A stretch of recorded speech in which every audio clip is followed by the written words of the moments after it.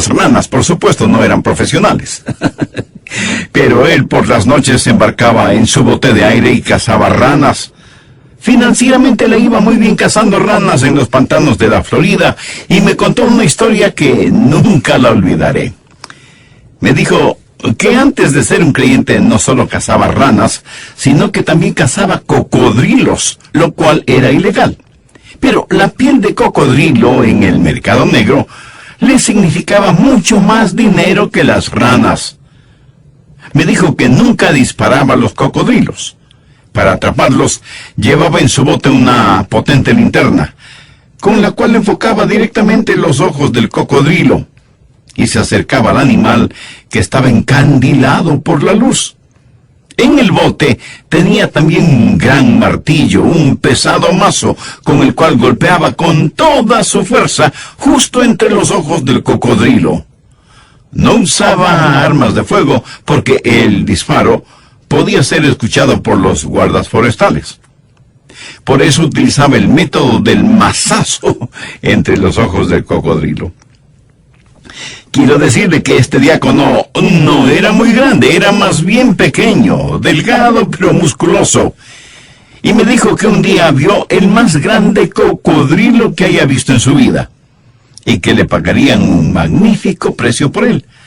Así que apagó el motor de su bote, se puso junto al cocodrilo, tomó el mazo y con gran impulso y todas sus fuerzas quiso golpear al animal entre los ojos, pero al último momento el cocodrilo se movió y por el impulso que tenía se cayó del bote y él se vio de pronto cabalgando sobre la áspera piel del cocodrilo. Y esta es la parte de su historia que más me gusta. Él me dijo: pastor, yo estuve de regreso en mi bote sin siquiera mojarme. He pensado en esta historia muchas veces porque se parece mucho a la vida cristiana. Un creyente puede resbalar y caer en pecado, pero un verdadero hijo de Dios temerá al pecado como ese diácono tuvo temor del cocodrilo. Un verdadero hijo de Dios, aunque resbale y caiga, tiene el profundo deseo de levantarse nuevamente. Y de eso quiero hablarle ahora. ¿Qué sucede cuando usted resbala? Me refiero a lo espiritual. ¿Qué pasa cuando usted cae? ¿Qué sucede cuando usted se encuentra, por así decirlo, cabalgando sobre el cocodrilo? Veamos lo que nos dice 1 de Juan 1:3. Lo que hemos visto y oído, eso os anunciamos, para que también vosotros tengáis comunión con nosotros. Y nuestra comunión verdaderamente es con el Padre y con su Hijo Jesucristo. Juan nos dice cómo tener comunión con los hermanos y hermanas en Cristo y con Dios el Padre.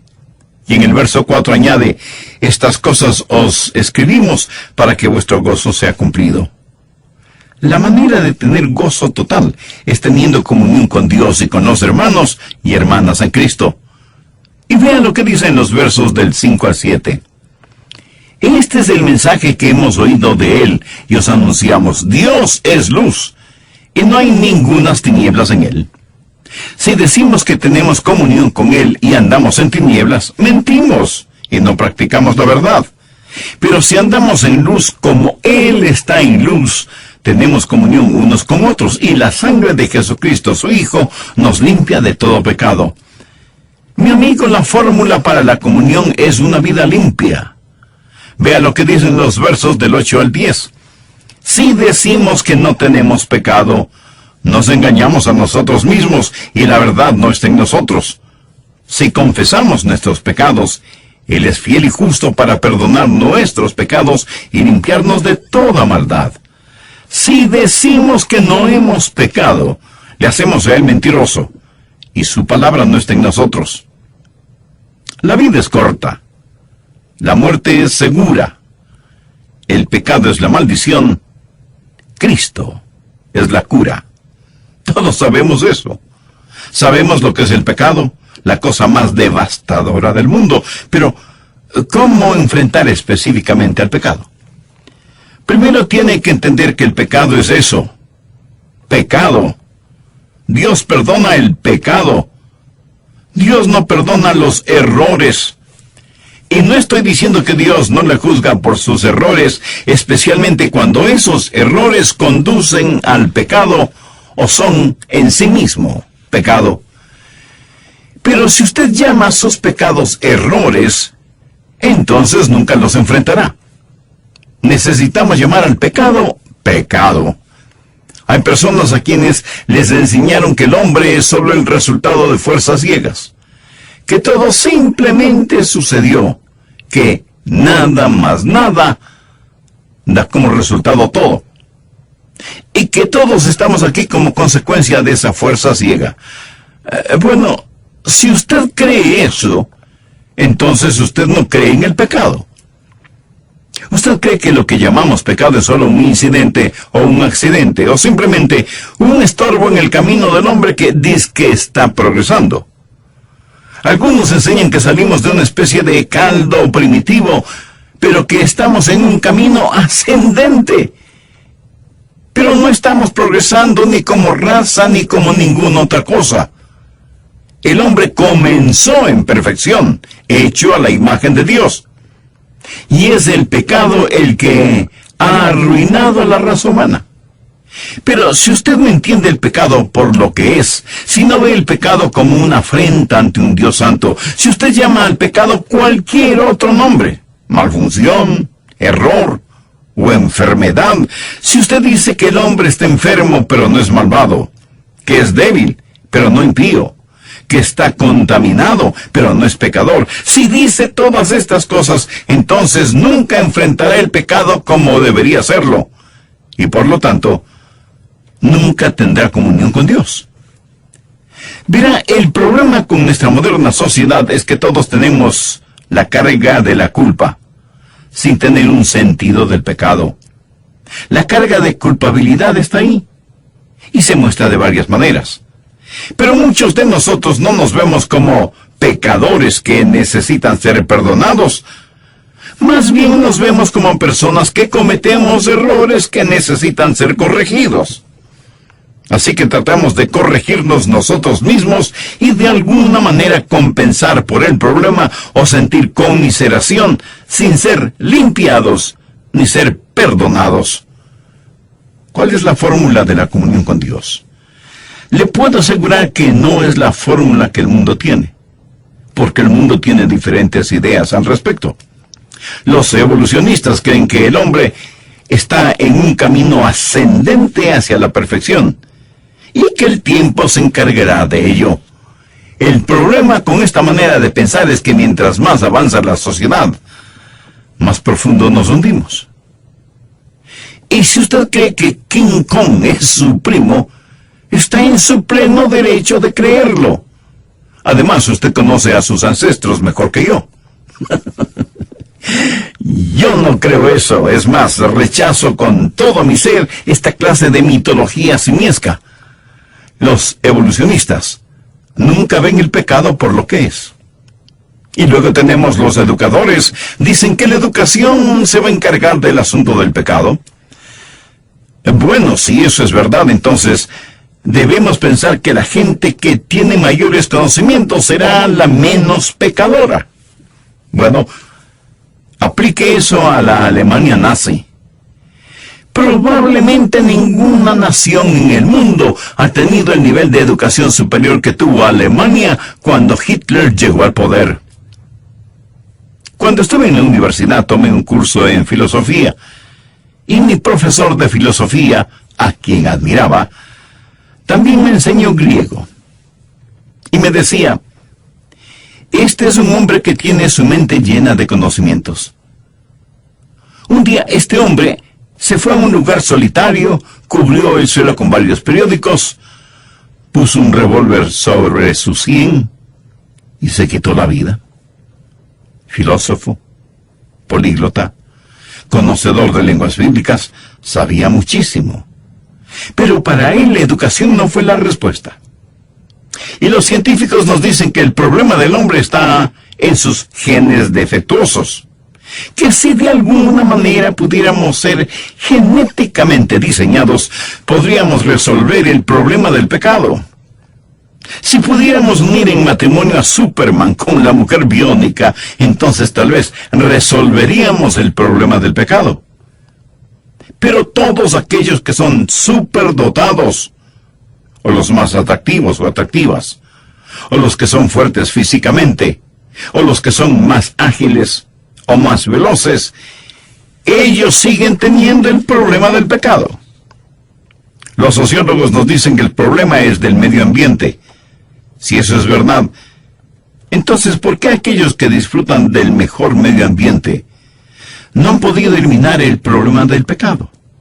Y recuerde, nadie jamás ha tenido un mejor ambiente que Adán y Eva.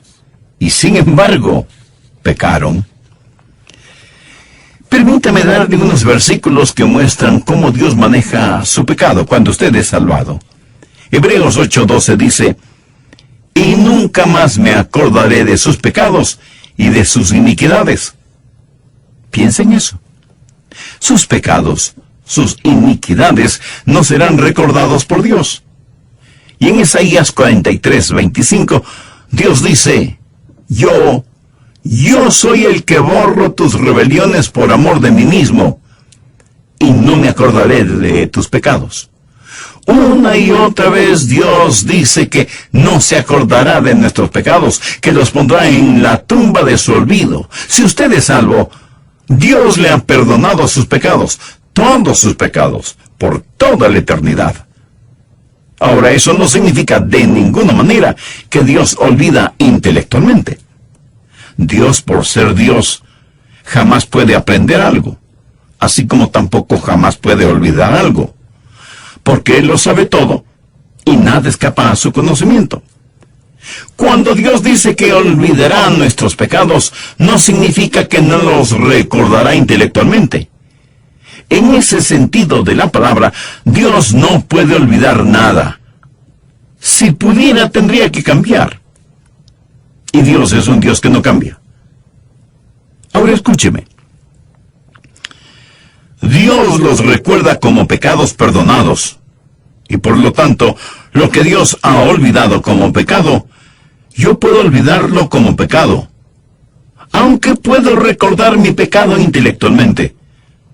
Usted me pregunta: Pastor Adrián, ¿puede recordar cuando dijo una mentira, o tuvo un pensamiento de lascivia, o cuando perdió la paciencia, o cuando se llenó de orgullo? Sí, lo recuerdo, pero gracias a Dios que los recuerdo como pecados perdonados. Los recuerdo como pecados enterrados en la tumba del olvido de Dios. Así que cuando usted se salva, cuando viene al Señor Jesucristo, cuando nace de nuevo, todos sus pecados son perdonados. Isaías 1:18 dice: si vuestros pecados fueren como la grana, como la nieve serán emblanquecidos. Sus pecados, pasados, presentes y futuros, nunca jamás serán traídos contra usted. El apóstol Pablo en Romanos 4:8 dice: bienaventurado el varón a quien el Señor no inculpa de pecado. Dios nunca lo hará. Ese pecado está perdonado y olvidado. Pero no solo el pecado que usted ha cometido, sino el que también ha omitido, tanto y en cuanto venga usted punitivamente. Y no solo que su pasado está perdonado, sino que su futuro está asegurado. Bien, habiendo dicho eso, deseo que mire atentamente lo que dicen los versos 6 y 7. Si decimos que tenemos comunión con Él y andamos en tinieblas, mentimos y no practicamos la verdad. Pero si andamos en luz como Él está en luz, tenemos comunión unos con otros, y la sangre de Jesucristo, su Hijo, nos limpia de todo pecado. Usted dirá: Pastor Rogers, pensé que usted dijo que cuando nos salvamos todos nuestros pecados son enterrados en la tumba del olvido de Dios, y ahora vuelve a mencionar el pecado en la vida de los hijos de Dios. Mi amigo, usted tiene que entender que el Hijo de Dios conoce a Dios de dos maneras. Mire lo que dice el verso 6. Si decimos que tenemos comunión con Él y andamos en tinieblas, mentimos. Tenemos una relación filial con el Padre cuando nacemos de nuevo. Cuando nazco en la familia de Dios, vengo a ser hijo de Dios, y punto. Una vez nacido en la familia de Dios, usted no puede desnacer de la familia de Dios. Pero hay también la comunión. Si decimos que tenemos comunión con Él y andamos en tinieblas, mentimos y no practicamos la verdad. Déjeme ilustrar este punto. Yo fui un Rogers desde el mismo momento en que nací en la familia Rogers. Nunca puedo no haber nacido. Y no importa lo que haga, siempre seré el hijo de mi padre. ¿Verdad? Cuando usted es salvado, nace en la familia de Dios y nunca jamás puede desnacer de la familia de Dios. ¿Está claro? Bien, esa es su condición de hijo. Pero si usted desobedece a su Padre Celestial, entonces hablamos de comunión. Su condición de hijo es para siempre. La comunión cambia. Le explico. Nací en la familia Rogers, por lo tanto soy un Rogers. Esa es mi condición de hijo, y lo será por toda la eternidad. Nada puede deshacer lo que sucedió el momento en que fui concebido y nacido en la familia Rogers.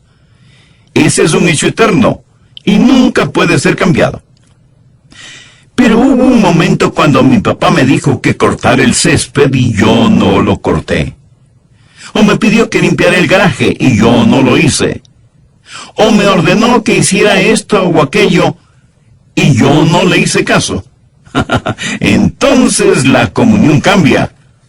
Mi condición de hijo no cambia, pero la comunión sí. Y mi padre sabía muy bien cómo aplicar la regla de la disciplina en el lugar donde la espalda pierde su elegante nombre. Y sabía hacerlo muy bien. Por supuesto, entonces eso a mí no me gustaba en absoluto.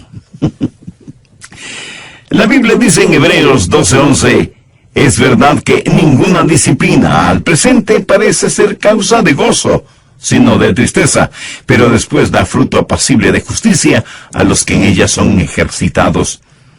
Dios, como un Padre amoroso, disciplina a quienes ha recibido como hijos. La condición de hijo está determinada por el nacimiento, pero la comunión está determinada por si obedecemos o no las instrucciones del Padre. Solo se puede tener comunión con Dios cuando uno es hijo de Dios, partícipe de la naturaleza divina y miembro de la familia de Dios. Busque 1 de Juan 1:3. Si andamos en la luz, como Él está en luz, tenemos comunión unos con otros, y la sangre de Jesucristo su Hijo nos limpia de todo pecado. Por favor, note que una cosa es el ser hijo, y otra cosa es el tener comunión. Bien, hay 3 cosas que me gustaría que aprenda, 3 cosas que las encontramos en la primera epístola de Juan, 3 cosas maravillosas que usted debe aprender si quiere tener comunión y permanecer en comunión con Dios el Padre. Primero, su pecado debe ser expuesto a la luz. Aquí hay algo muy interesante. Mire las 2 palabras iniciales del verso 6. Si decimos. Estas mismas palabras se repiten en el verso 8 y en el verso 10, si decimos. ¿Ahora de qué está hablando? Está hablando de personas que de alguna manera niegan su pecado. Uno podría pensar que el apóstol Juan estuvo en una reunión de testimonios y escuchó a la gente decir una cosa cuando él sabía que todo lo contrario era la verdad. Y esa es la evolución de la mentira. Ahora, cuando un hijo de Dios mancha su corazón con el pecado, muchas veces comienza a mentir a las demás personas. Vea lo que dice el verso 6. Si decimos que tenemos comunión con Él y andamos en tinieblas, mentimos y no practicamos la verdad. Lo que sucede es lo siguiente. Un hombre o una mujer, un niño o una niña es realmente salvo, nacido de nuevo, sus pecados han sido perdonados y olvidados, pero entonces deja que algún pecado entre en su corazón y su vida, y va a la iglesia el domingo por la mañana, participa del servicio, canta con los demás, da sus diezmos, toma notas del mensaje. Al finalizar, algunos hermanos le preguntan, ¿cómo está? Oh, estoy muy bien, gracias. ¿Caminando victoriosamente? Por supuesto que sí. ¿Se da cuenta? Está mintiendo, y él, hoy ya lo saben, pero comienzan a mentir a los demás porque no puede o no quiere confesar lo que hay en su corazón. Y muchos de quienes me escuchan en este mismo momento se encuentran en la misma condición. Saben que su corazón no está bien con Dios, pero no quieren que ninguna persona lo sepa. Pero usted sabe que su corazón no está bien con Dios. Y no quiere que ni su cónyuge, ni sus hijos, ni sus parientes, ni el pastor, ni los hermanos en la iglesia sepan de su pecado. Así que comienza a actuar como si todo estuviera muy bien.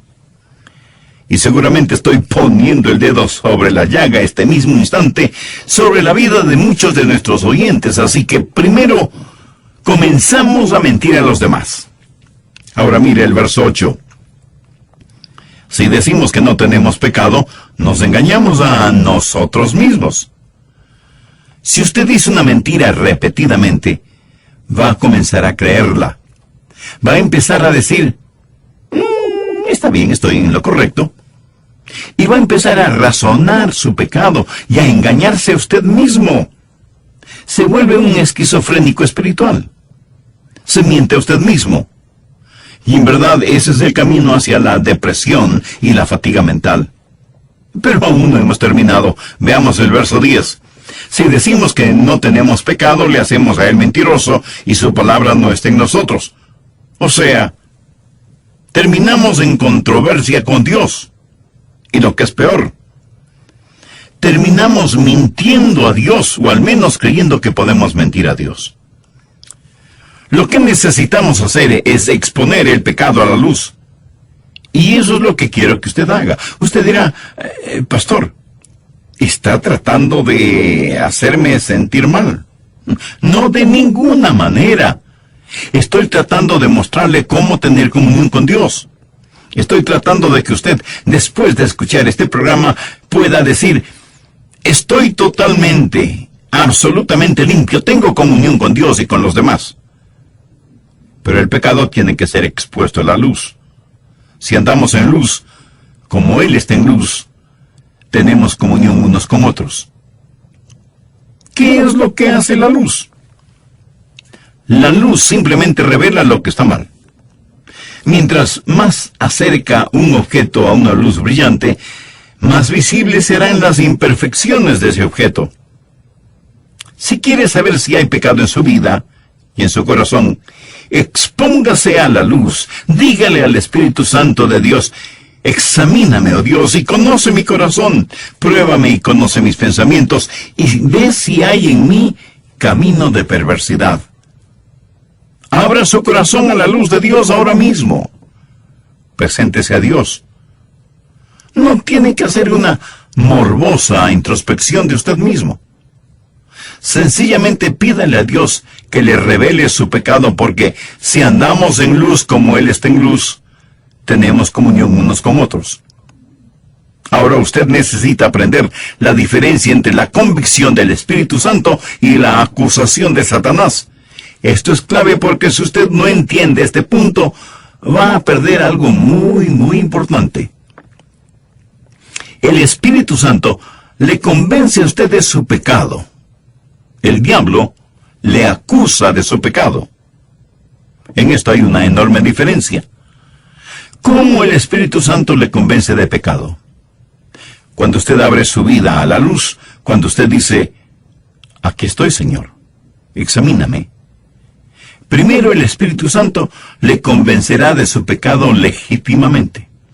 Le dirá, este es el pecado que tienes en tu vida, y que aún no lo has confesado y por lo tanto no ha sido todavía perdonado y limpiado. Y usted confiesa su pecado, se arrepiente, es limpiado, perdonado, hecho un hijo o una hija de Dios, nace de nuevo en la familia de Dios. Pero ahora el diablo le acusa ilegítimamente y sacará a la superficie lo que ya ha sido perdonado, limpiado y olvidado, y hará que usted lo recuerde una y otra vez. La Biblia dice, fiel es Dios y justo para perdonar nuestros pecados y limpiarnos de toda maldad. Ahora, suponga que usted ha dicho una mentira. Digamos que le ha mentido a su esposa. Y el Espíritu Santo le da convicción de ese pecado y usted lo confiesa delante de Dios y pide que le perdone y le limpie. Y también pide perdón a su esposa. ¿Qué sucede con ese pecado? Que es enterrado en la tumba del olvido de Dios y usted es perdonado y limpiado. Dios nunca ni lo mencionará jamás. Pero si sale a la superficie, es el diablo quien le está acusando. Recuerde que el diablo es llamado el acusador de los hermanos. Él lo acusa delante de Dios y le acusa a usted delante de su propia conciencia y le dirá, ¿recuerdas la mentira que le dijiste a tu esposa? Y él hará esto para atormentarle. Ahora, supongamos que usted no le confiesa ese pecado a su esposa. Le miente a su mujer. Y el Espíritu Santo le dirá, mentiste a tu mujer y tratas de tener comunión con Dios. Y usted sabe que no tiene comunión con Dios. La luz de la santidad de Dios le está diciendo que mintió a su esposa. Esa es convicción provocada por el Espíritu Santo y es una convicción legítima. Pero el Espíritu Santo no solo le dará una convicción legítima, sino que también le dará una convicción específica. Cuando el diablo le acusa, como no puede acusarle de algo que Dios ya le ha perdonado, entonces Satanás le acusará en forma general. Le dirá, por ejemplo, tú eres malo, no eres digno de nada, tienes una naturaleza vil y pecadora. Dios de ninguna manera puede amar a una persona como tú. Sabe que hay mucha gente que vive bajo la opresión de Satanás. El diablo ha dado a estas personas una visión negativa de ellas mismas y viven satánicamente oprimidas. Pero el Espíritu Santo de Dios no le da una convicción general, sino específica. Su naturaleza pecaminosa está bajo la sangre de Cristo. Usted es ahora partícipe de la naturaleza divina. Pero el diablo no quiere que usted entienda esto. Por eso le susurra a usted que no es bueno. Y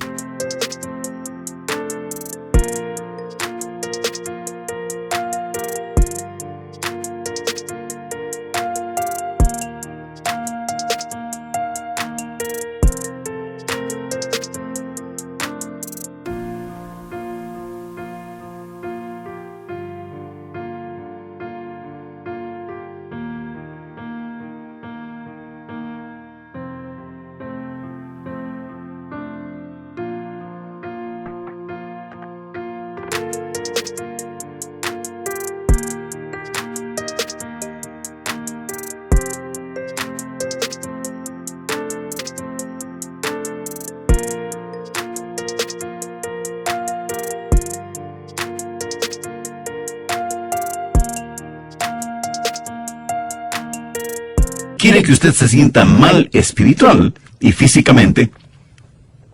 El Espíritu Santo es como un hábil cirujano.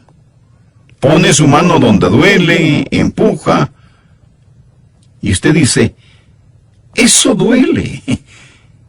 Bueno, es ahí en donde está el pecado.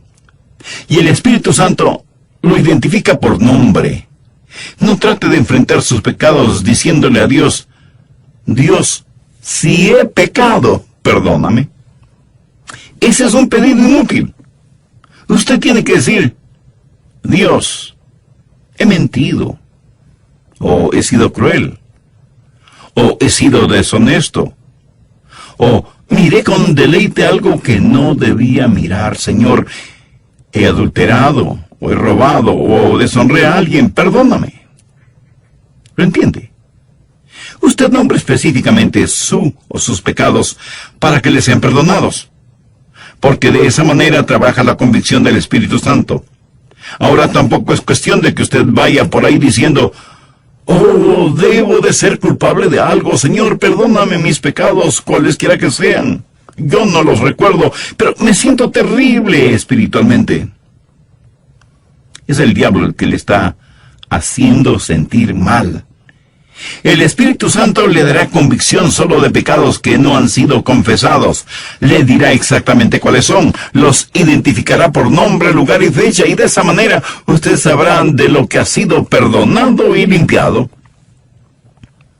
Así que el Espíritu Santo no solo le convence legítima y específicamente, sino que también le convence para redimirle. El Espíritu Santo pone convicción en usted para que confiese su pecado, sea perdonado y tenga comunión con Dios, porque Dios quiere que usted tenga comunión con Él.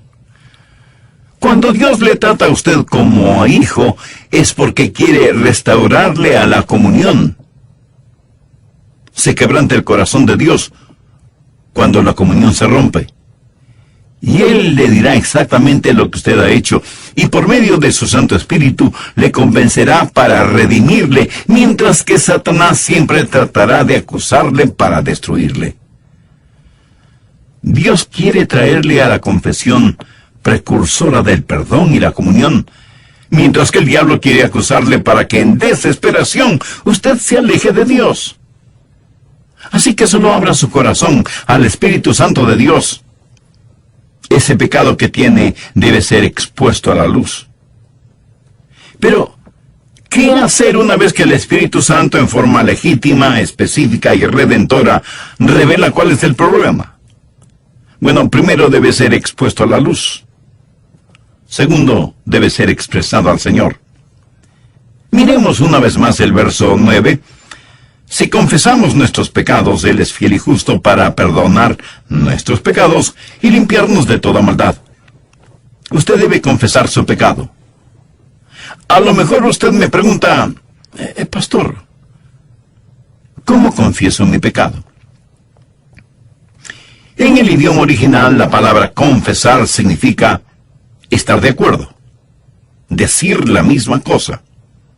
Una confesión de pecado no es solo la admisión de su pecado, es el estar de acuerdo con Dios acerca de lo que Él dice sobre ese pecado. ¿Cómo confesar el pecado? Debe hacerlo inmediatamente. La palabra confesar está en tiempo presente. No acumule sus pecados hasta el final del día, menos hasta el final de la semana, y muchísimo menos hasta el final del mes. Dice la Biblia, si confesamos, tiempo presente, algo que demanda acción inmediata. Cuando alguna cosa minúscula entra en su ojo durante el día, usted no dice que se limpiará el ojo por la noche o al día siguiente. No. Usted trata de limpiar su ojo inmediatamente, porque de lo contrario su ojo se irritará. Esa es la forma en que debe tratar con el pecado, inmediatamente. Muchos de nosotros parece que estamos en una montaña rusa. Vamos a la iglesia sintiéndonos muy abajo anímica y espiritualmente, escuchamos el mensaje, oímos la verdad de la palabra de Dios, hacemos las paces con Dios, confesamos nuestro pecado y nos sentimos arriba, muy arriba. Y así pasamos la vida. Unos días muy arriba y otros días muy abajo. Pero sin darnos cuenta, muy imperceptiblemente, más es el tiempo que estamos abajo que el que estamos arriba. Una verdadera montaña rusa. ¿Se ha subido alguna vez a una montaña rusa? Mucha gente parece que disfruta vivir de esa manera. Déjeme decirle lo que es la vida espiritual. La vida llena del Espíritu no es una vida en la que nunca peca. Si decimos que no hemos pecado, nos engañamos a nosotros mismos y la verdad no está en nosotros. La vida llena del Espíritu no es el estar en una montaña rusa. Es el estar bien con Dios, pero consciente de que algún pecado vendrá a su vida y usted lo confesará inmediatamente. Esa es la vida llena del Espíritu. Es una vida de confesión de pecado. Es una vida de estar de acuerdo con Dios. Es una vida de acción inmediata. Si el Espíritu Santo de Dios le convence a usted específicamente, entonces usted debe confesar específicamente. Si confesamos nuestros pecados, nómbrelos, identifíquelos. Cantamos muchas veces que debemos contar las bendiciones que el Señor nos da, y aún hasta nombrarlas. Si usted nombra sus pecados, se asombrará de todas las cosas que ha hecho. Pero qué gran alivio es cuando usted ha confesado sus pecados delante de Dios en forma específica, y el Espíritu Santo le ha convencido para que lo haga inmediatamente y confiadamente. Si confesamos nuestros pecados, Él es fiel y justo para perdonar nuestros pecados. ¿No le maravilla eso? Él es fiel y justo para perdonar nuestros pecados. Si Dios no le perdonara y limpiara, sería un mentiroso charlatán. Sería infiel e injusto. Pero la Biblia dice que Él es fiel y justo. ¿Por qué? Porque Jesús murió por esos pecados y usted puede ser absoluta y totalmente limpio. Y lo que Dios declara limpio, que ningún hombre...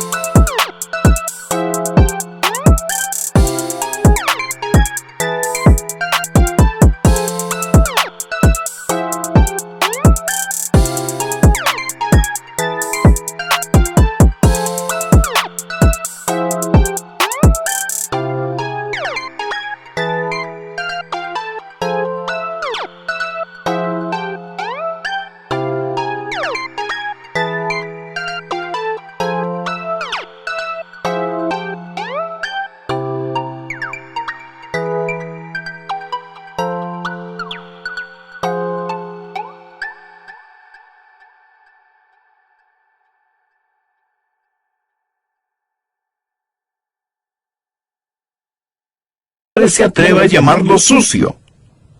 Él es fiel y justo para perdonar nuestros pecados y limpiarnos de toda maldad. Esa es una maravillosa forma de vivir. Porque cuando estamos limpios, ¿qué sucede? Que tenemos comunión con Dios y comunión unos con otros. Y no hay nada comparable a estar limpios delante de Dios. Dígame, ¿cómo se siente usted cuando se da un buen baño por la mañana? Pues se siente limpio, fresco, hasta rejuvenecido. Estar limpio y en paz con Dios. Él nos limpia de toda maldad. Estar en comunión con Dios. Amigo, amiga, le invito a tener un momento de oración. Querido Dios, gracias por tu palabra. Oro este momento por los muchos que están escuchando este mensaje, para que puedan conocer el genuino gozo de saber que su carga de pecado ha sido levantada, y que a pesar que al diablo le gusta acusar, sin embargo tu amor puede redarguir de pecado, perdonar, olvidar, limpiar y restaurar. Pido que tu Santo Espíritu se mueva entre nuestros oyentes, para que muchos de ellos busquen el tener verdadera comunión contigo, al arrepentirse de sus pecados y recibir a Cristo en sus vidas, como Salvador y Señor. Padre,